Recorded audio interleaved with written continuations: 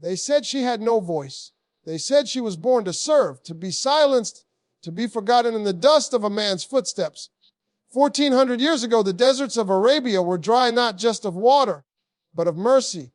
The cries of baby girls were silenced beneath the sands before they could even breathe their first words. A daughter was not a blessing, she was a burden. A woman was not a person, she was property, inherited, traded, discarded. The world had accepted this cruelty as normal. Empires ruled with iron, and hearts were colder than the stones of their temples. But then, from the darkness, a light began to rise in a place no one expected, from a man who had no throne, no wealth, no army. His name was Muhammad A. When he spoke, his words carried the weight of the heavens. When he looked upon a woman, he did not see weakness. He saw creation. He saw strength. He saw the beating heart of a nation. He stood before the world and said, "Paradise lies beneath the feet of your mother." In a single sentence, he shattered centuries of oppression. Can you imagine the shock, the disbelief? In a world that buried daughters, this man declared daughters a path to heaven. He said, "Whoever raises 2 daughters well, they will be his shield from the fire." Those who had once felt shame for having girls now wept, holding their children close for the first time. He taught that women had the right to own, to inherit, to choose, to learn, and to lead. 1400 years ago, when the rest of the world's laws still chained women to men, Islam gave them independence. In a time when queens ruled no lands, Islam crowned every woman with dignity. But the story is not without its darkness. The moment this message spread, it threatened those who profited from power. The men of arrogance, the tribal chiefs, they called him mad, they called him dangerous, because he had dared to say that a woman's honor was sacred, that her consent mattered, that her soul was equal in worth to any man's. Imagine that world, the anger, the fear. Men who once ruled absolutely now faced the echo of justice in the prophet's voice. He told them, "The best of you are those who are best to their women." Those words burned in the hearts of tyrants, because they had never been told that kindness was power or that gentleness was strength. There were moments when even his own followers struggled to understand. The weight of change was too much. But he never wavered. He stood beside his wives not as their owner, but as their companion. He listened when they spoke. He sought their counsel. He allowed them to question, to challenge, to stand beside him in matters of faith and life. And when the world mocked him for it, he smiled, because he knew what they did not, that no society could rise while half of it was chained. Centuries would pass, empires would fall, kingdoms would crumble, but his words would remain, carved not in stone, but in hearts. Even today, people search for the roots of women's rights in history, tracing them to revolutions, to suffrage movements, to modern laws. But few realize those rights were already written 1400 years ago in the sands of Arabia by a man who could neither read nor write, yet changed the destiny of humankind. It wasn't just religion, it was revelation. It was the divine voice of justice echoing through time, saying to every girl, every mother, every wife, you are seen, you are heard equal. And when Steve Harvey sat down to read that story, his eyes widened, because the truth hit him like thunder, that what the world is still fighting for, Islam had already given, long before the words woman's empowerment existed. Long before history would pretend to care, the prophet of mercy had already declared it. He imagined that desert, that moment when the prophet's voice broke centuries of silence, the sound of a truth that made tyrants tremble and gave the oppressed a reason to breathe again. The story of a world reborn through justice, through compassion, through the courage of one man who dared to say, "Women are not your servants, they are your partners in life." And in that stillness, when the echoes of his words fade into the wind, one truth remains: darkness can bury light for a moment, but it cannot kill it. The world that once hid its daughters now teaches their names in schools. The faith that was mocked as backward now stands as the first to raise the banner of equality. And in the end, the message still whispers across time, a message born in the desert, carried by the voice of a prophet, and remembered by those who still believe in the power of truth. 1400 years ago, Islam gave women their rights, long before the world even knew what rights meant. And yet, even as the prophet's words echoed through the hearts of those who listened, the world outside his presence began to twist his message. The sands that once drank the tears of newborn girls would soon taste the blood of war's pride and betrayal. For every truth revealed, there were men waiting to distort it, to turn faith into power and power into chains. When the prophet A left this world, the silence that followed was heavy, like the desert at dusk, still and waiting. The people wept not only for his death, but for what they knew would come. Without his voice, without that divine compass, humanity would once again be tempted by arrogance. And slowly, like shadows creeping at sunset, old habits began to return. Women who had once spoken beside men in councils, who had ridden into battles, who had owned their land and knowledge, began to be told to step back. Those who once honored them as mothers of the faithful now began to silence them as mere wives, sisters, or daughters. The ink of equality began to fade beneath the dust of power. But not all bowed to this darkness. There were still women who carried his message like fire in their hearts. They remembered his words, his gentleness, his unwavering justice.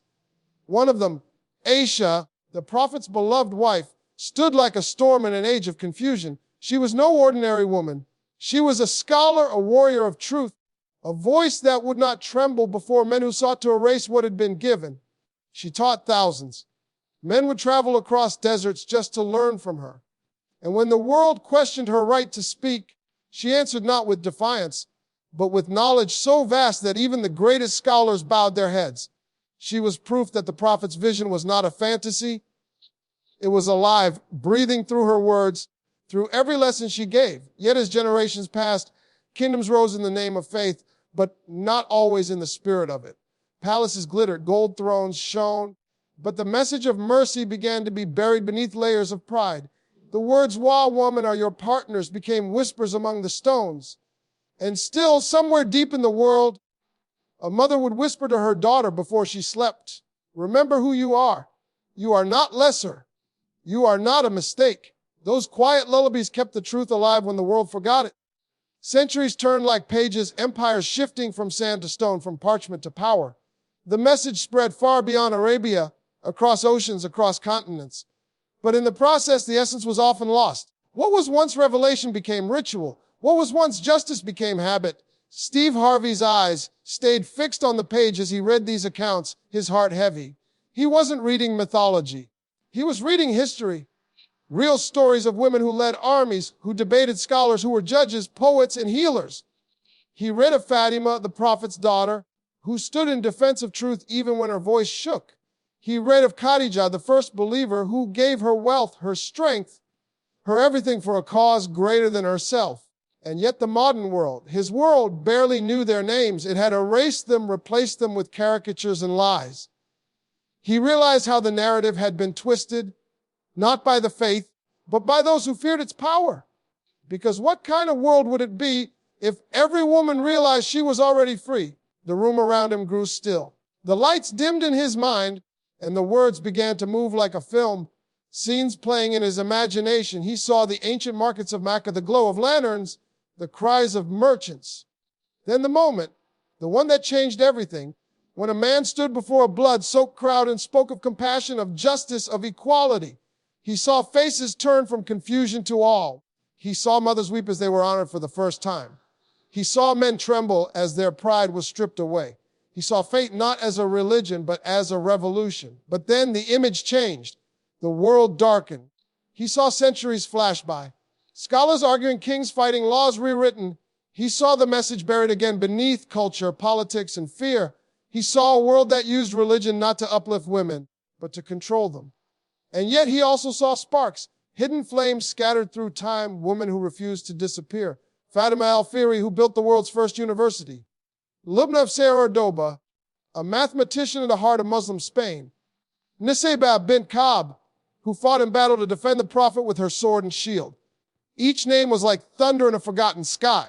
The world didn't remember them, but faith did. And as Steve read, his voice began to shake. He realized something horrifying and beautiful at once. The story of women in Islam wasn't one of oppression. It was one of resurrection. Again and again, from the ashes of man's pride. He leaned back, closing his eyes, and he could almost hear it, the whisper of the desert wind, carrying voices through time. We were not weak, they seemed to say. You were blind. Say the camera of his mind zoomed in on one moment, a moment that seemed to define the struggle. A scholar centuries after the prophet, standing before a crowd, holding the Quran in his hands, his voice trembling as he reads, "And I shall not let the work of any among you, male or female, be lost." The people fell silent. They realized those words were eternal. No culture, no era, no man could erase them. And yet, even with the truth before them, humanity continued to stumble. The West, centuries later, would claim to have invented women's rights, parading them as trophies of progress. But what Steve saw in those pages was a revelation that had already given them, not as a political favor, but as divine law. The irony was bitter. For while the modern world celebrated equality in words, it still exploited women in images, in industries, in silence. And while many in the East forgot their own history, they allowed outsiders to tell them who they were. Steve's voice cracked as he read aloud. They say Islam oppresses women, but it was Islam that freed them. The words struck him like lightning. The truth wasn't hidden. It was ignored. He thought of his daughters, of how the world measures worth by appearance, by currency, by illusion. And then he thought of that prophet, a man who 1,400 years ago, in a desert without microphones or movements, declared that a woman's worth was sacred, untouchable, eternal. He could almost see it now, that moment when the world shifted. The prophet standing among the poor, among the orphans, the widows, the slaves, saying words that defied every power on earth. Women are the twin halves of men.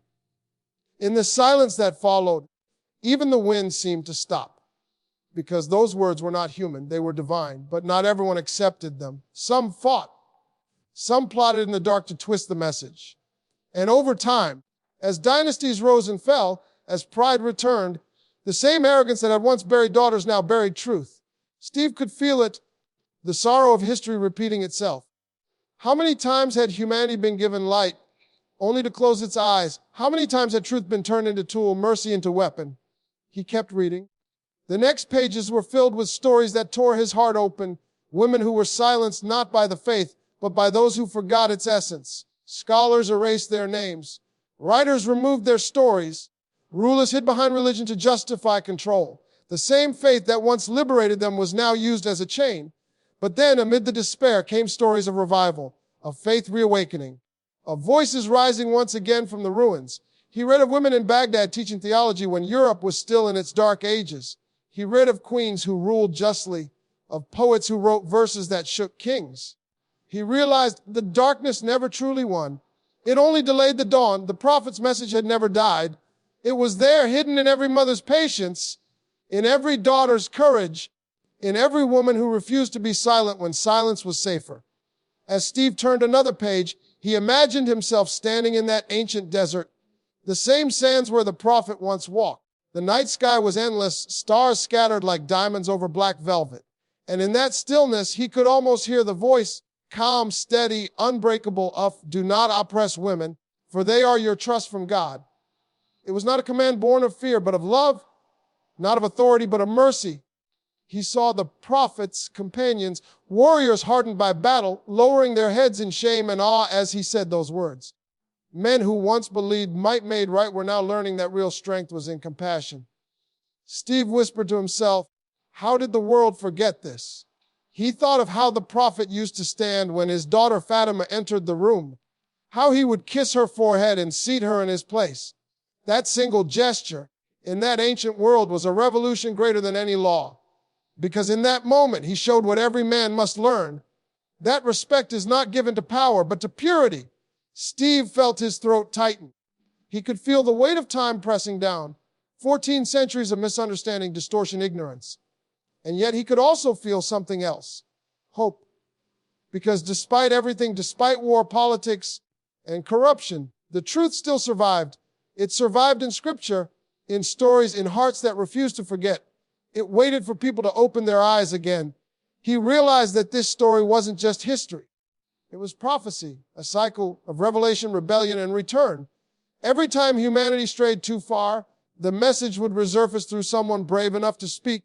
He closed the book and looked out into the distance. The world outside was bright, loud, fast, yet empty. And he thought of the desert, quiet, dark, infinite, yet filled with meaning. He whispered, 1,400 years ago, they were already free. The line echoed in his mind like thunder. He knew what he had to do. This truth couldn't stay buried in pages.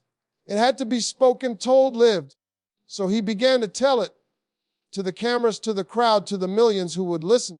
His voice trembled with emotion as he described the story of a man who changed how the world should see women, not as ornaments, not as burdens, but as sacred souls. And as he spoke, something shifted in the air. You could feel it, that ancient energy returning, like the world remembering something it once knew but had forgotten. He told them about the darkness before Islam, about how men buried their daughters alive out of shame, about how the prophet wept for them, how he stood over their graves and said, "Whoever does this again is not of me." He told them about the women who memorized scripture, who fought beside men, who shaped nations. He told them that while the world still debates equality, Islam had already settled it with revelation. And when he said it, his voice broke. It wasn't the world that gave women their worth. It was God